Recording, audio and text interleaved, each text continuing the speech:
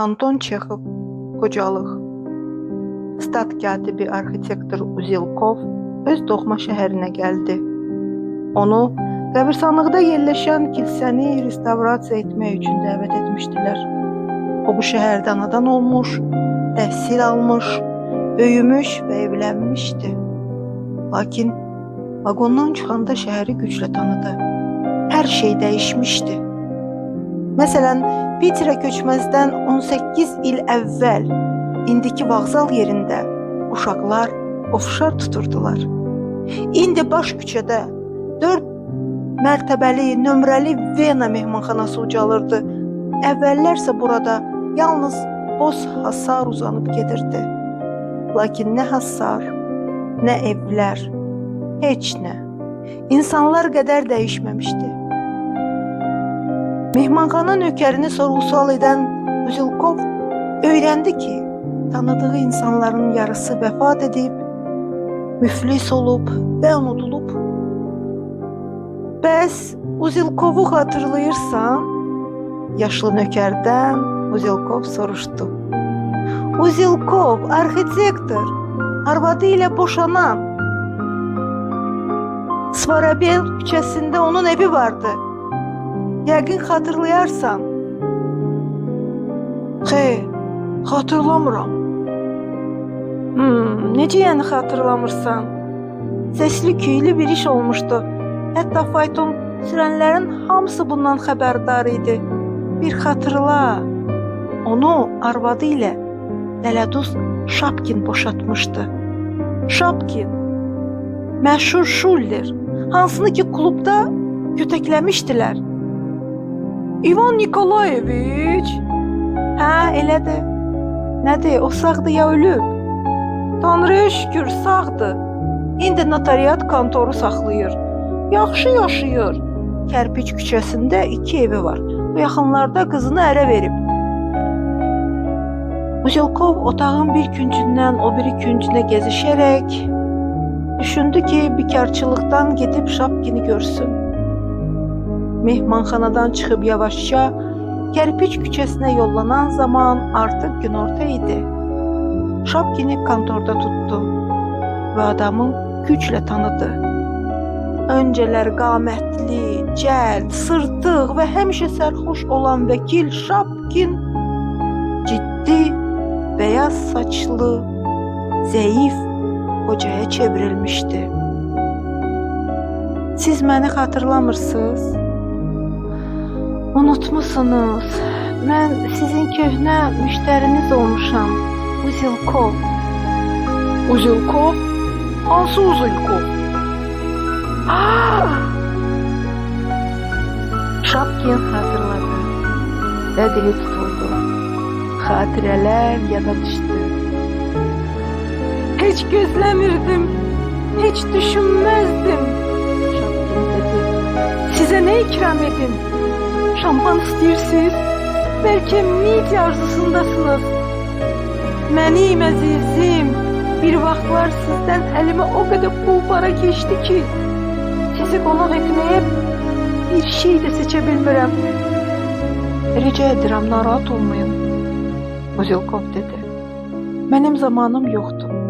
Elə indicə qəbirstanlığa getməliyəm. Kilsəni gözdən keçirməm lazım. Sifariş götürmüşəm. Lap əla. Bir yerdə gedərik. Yeyib içərik. Yaxşı atlarım var.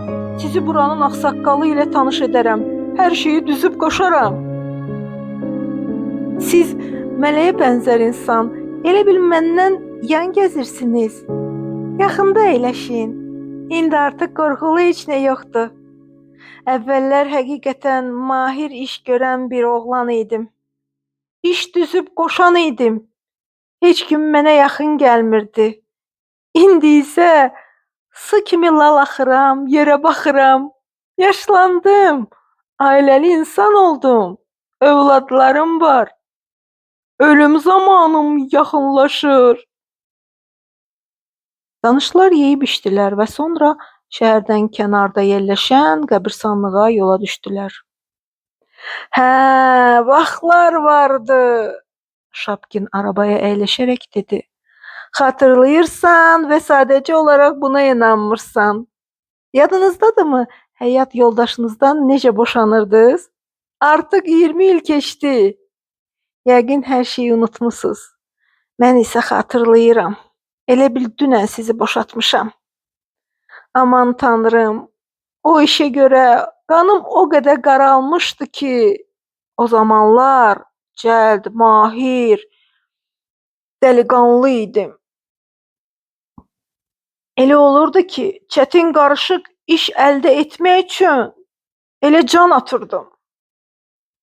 Əgər qonorar yüksək olurdusa, dəridən qabıqdan çıxırdım. Məsələn, sizin işiniz. Siz o zaman mənə nə qədər ödəniş etdiniz?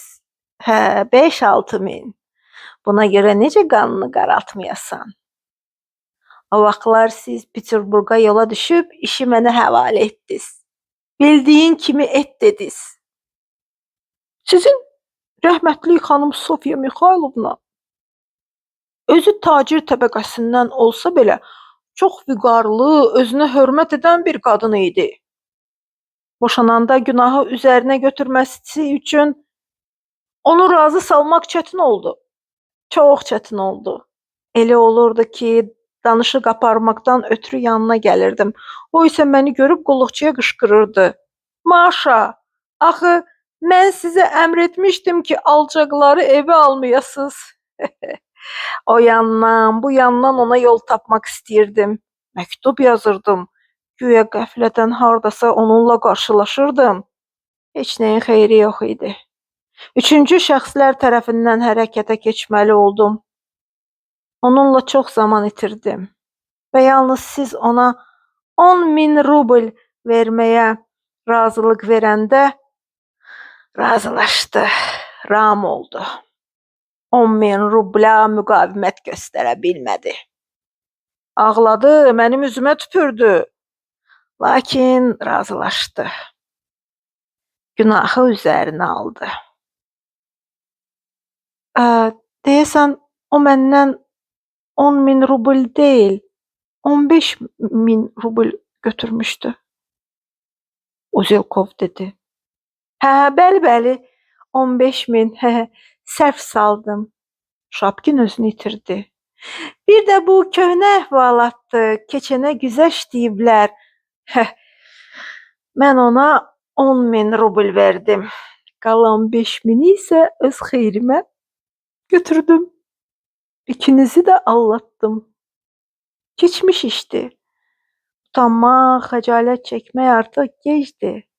Bir də ki, Boris Petroviç, sizdən pul götürməyib kimdən götürməliydim ki? Özünüz mühakimə edin. Siz zəngin insan idiniz. Yağ içində evlənib, yağ içində boşandınız. Yadımdadır, hər bir müqaviləyə 20.000 rubl qamarlayırdınız. Sizdən para çəkməyim, kimdən çəkim? Bir də boynuma alım ki, qısqanclıq hissi mənə əzab verirdi. Siz hara gedirdiniz, hamı papaq çıxarıb baş əyirdi. Məni isə 1 rublə görə döyürdülər. Klubda mənə sillə belə vurmuşdular. Niyə bunları yada salaq? Bunları unutmaq lazımdır. Keçənə güzəşt deyiblər. Xahiş edirəm deyin, Sofiya Mixaylovna boşanandan sonra necə yaşayırdı? 10.000 rublla? Pis!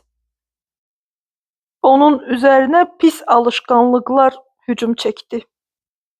Ya vüqarı, qüruru ona əzab verirdi, bəlkə də sizi sevirdi. Yalnız bilirsinizmi, içməyə başladı.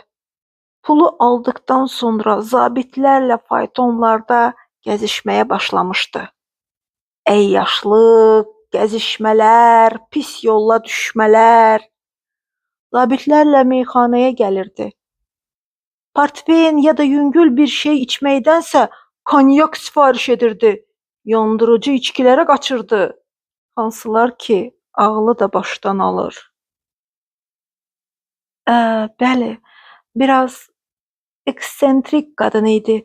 Ona görə başım çətinliklər çəkib. Elə olurdu ki, nəyə görəsə inciyirdi, başlayırdı əsəbləşməyə. Bəs sonra nə oldu? Hə, bir həftədən sonra yanıma gəldi. Evimdə oturub nəsə yazırdım. Birdən qapı açıldı və o içəri daxil oldu. Sərxoş halda. Götürün bu nələtə gəlmiş pulları deyib əskinazları üzümə çırpdı. Deməli dözməyibmiş. Mən pulları qaldırıb saydım. 500 rubl çatmırdı. Yalnız 500 rubl xərcləyə bilibmiş. Siz pulları nə etdiniz? Keçənə güzəş deyiblər. Əlbəttə özümə götürdüm. Niyə belə baxırsınız? Bir durun. Görün, biraz sonra nə baş verdi. Sonra günlərin birində gecə sərxoş halda evə qayıdıram. Işığı yandırıram. Evimdə isə divanda Sofiya Mixaylovna əyləşib. Özü də çox pis halda. Sərxoş halda oturub. Elə bir vəhşi vəziyyətdədir ki, sanki dəlixanadan qaçıb. Qaytarın deyir mənim pullarımı geri. Əgər alçalmışamsa qoy axıra qədər alçalım. Şərəfsiz mənə deyir. Pulları qaytarın, siz rəzalətsiniz. Bəs siz pulları verdiniz? Xatırlayıram, 10 rubl verdim. Ah, olmaz ki belə. Uzilkov üzünü büzdü. Əgər siz verə bilmirdinizsə, mənə yazardınız. Mən bunu bilmirdim. Ah, mən bunu bilmirdim.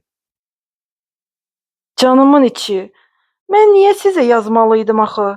Xəstəxanada yatarkən qadı özü sizə yazmışdı axı. Mən yeni evlilik ilə başım elə qarışmışdı ki, məktub oxumağa zamanım yoxdur. Lakin siz adi bir insan idiniz. Sofiya Mixaylovnaya antipatiyanız, şəxsi qərəzliyiniz yox idi. Niyə ona yardım əlinizi uzatmadınız? Bunu indiki arşınla ölçmək olmaz. Boris Petroviç. İndi biz belə düşünürük. O zamanlar isə başqa fikirdə idik. İndi bəlkə də mən qadına 1000 rubl verərdim. O vaxt isə 10 rubl verəndə mənə elə gəldi ki, 10 rublu çölə atmışam. Xoş olmayan əhvalatdır. Keçənə güzəş deyiblər. Budur, çatdıq. Araba qəbirstanlığın darvazası önündə durdu. Uzilkov və Şapkin arabadan düşdülər. Darvazadan keçib uzun, geniş xiyabanla addımlayırdılar. Çılpaq albalı və akasiya ağacları, boz xaçlar və abidələr günəş şüaları altında işıqlanırdı. Hər bir qar dənəciyində günəşli aydın gün əks olunurdu. Bütün məzarlıqda qoxu hiss olunurdu. Yeni qazılmış torpaq qoxusu gəlirdi. Bizim məzarlığımız gözəldir, Uzilkov dedi. Lap bağçaya bənzəyir.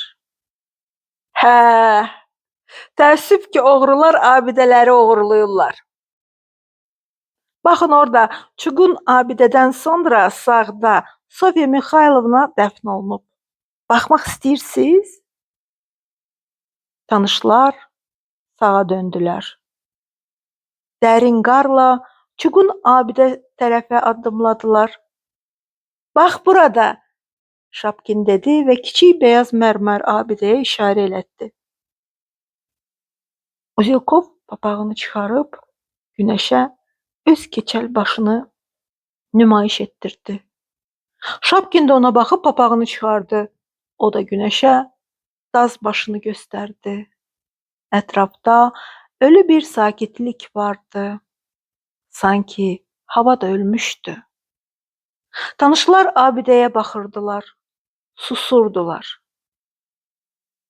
Yat özün üçün. Sükutu Şapkin pozdu. Yat. Günahı öz üzerine götürdü. Konyak içmeye başladı. Boris Petroviç, boynunuza alın. Neyi? Usilkov soruşdu. Onu ki, geçmiş ne kadar hoş olmasa belə bundan yaxşıdır. Və Şapkin öz beyaz keçəlləşən başını göstərdi. Əvvəllər ölüm saati haqda düşünmürdüm. Fikirləşirdim ki, ölümlə qarşılaşsam ona da kələk gələ bilərəm. İndi isə Usilkovu qüssə bürüdü. Birdən o ağlamaq istədi. Necə ki əvvəllər sevgi, məhəbbət istəyirdi. Gözləri yaşardı. Boğazı qəhərləndi, qurudu. Yanında Şapkin durmuşdu və o şahid yanında zəiflik göstərmək istəmirdi. Dönüb kilsəyə yollandı. Yalnız 2 saatdan sonra ağsaqqalla söhbət edib kilsəni gözdən keçirdikdən sonra Şapkinin ruhani ilə söhbət etməsini görüb qaçaraq məzarın yanına getdi. Hər dəqiqə arxaya, ətrafa boylanaraq abidə önünə oğru kimi gizlənərək gəldi.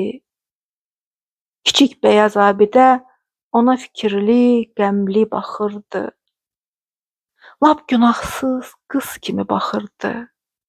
Sanki burada boşanıb yolunu azmış bir xanım yatmayıb. Ağlamaq, ağlamaq, Usilkov düşünürdü. Lakin hönkürüb ağlama zamanını artıq keçmişdi. Nə qədər özünü buna məcbur etdisə, buna odaqladısa, gözlərini qırpıb ağlamaq istədisə, qoca bunu edə bilmədi. Boğazı qəhərlənmədi. Gözləri yaşarmadı. 10 dəqiqə orada duran Usilkov əlini yelləyib Şapkini axtarmağa getdi. 1885-ci il.